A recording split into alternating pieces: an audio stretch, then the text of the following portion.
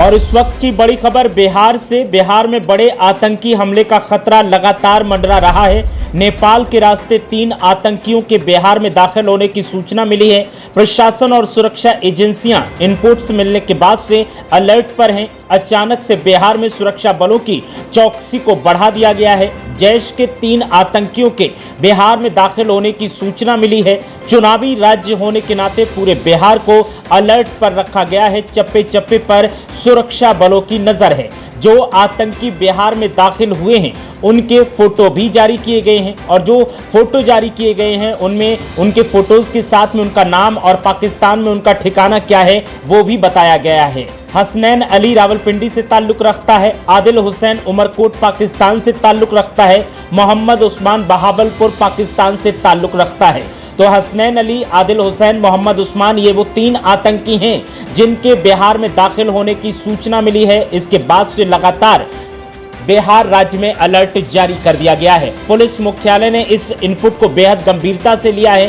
PHQ के आला अधिकारियों ने तीनों आतंकियों के पासपोर्ट और अन्य डिटेल सीमावर्ती प्रशासन और सुरक्षा एजेंसियों के साथ साझा कर दी है। खास तौर पर नेपाल से सटे इलाकों में सुरक्षा व्यवस्था को और कड़ा कर दिया गया है। खुफिया सूत्रों का कहना है कि इन आतंकियों के देश के किसी भी हिस्से में आतंकी घटना को अंजाम देने की आशंका है।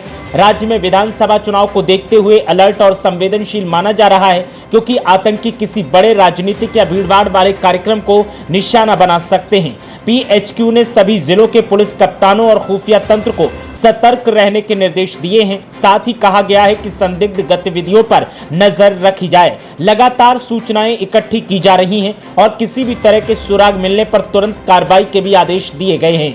बिहार पुलिस इस समय पूरी तरह अलर्ट मोड में है और सीमावर्ती जिलों में सर्च ऑपरेशन भी तेज कर दिया गया है।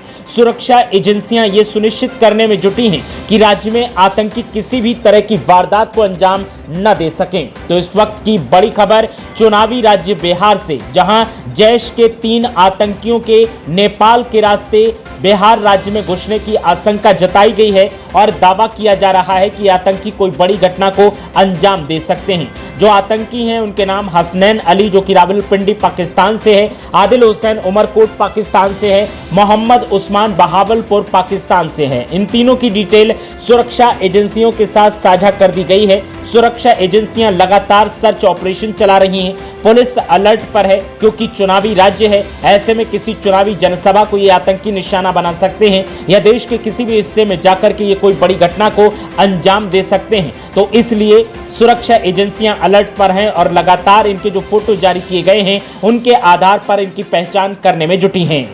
तो लगातार बिहार की राजनीति में भी हलचल का माहौल देखने को मिल रहा है। सुरक्षा एजेंसियां भी लगातार हरकत में हैं और चप्पे चप्पे पर नजर रखी जा रही है। फिलहाल राहुल गांधी और तेजस्वी यादव की वोट अधिकार यात्रा चल रही है, तो इस यात्रा के भी सुरक्षा के इंतजाम किए गए हैं और नेताओं की सुरक्षा को भी लगातार पुख्ता किया जा रहा है। इस वक्त की बड़ी खबर बिहार से, जैश के 3 आतंकियों के बिहार में नेपाल के रास्ते दाखिल होने के संकेत मिले हैं। इनपुट्स मिलने के बाद से लगातार सर्च ऑपरेशन चलाया जा रहा है।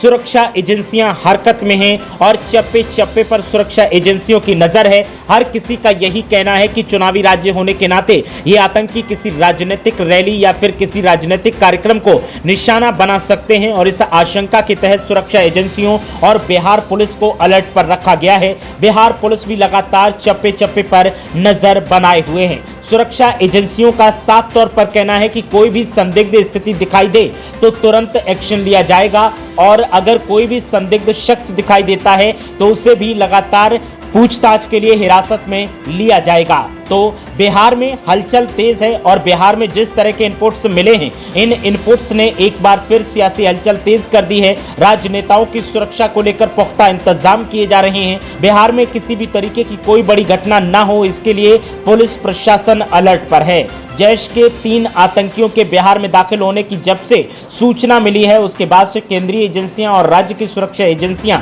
अलर्ट मोड पर हैं और साफ तौर पर एजेंसियों के अधिकारियों को कहा गया है कि कोई भी स्थिति ऐसी दिखाई दे कि वो चिंताजनक है और कुछ बड़ा हो सकता है तो तुरंत एक्शन लिया जाए और अलर्ट पर अधिकारी रहें, चप्पे चप्पे पर नजर रखी जाए।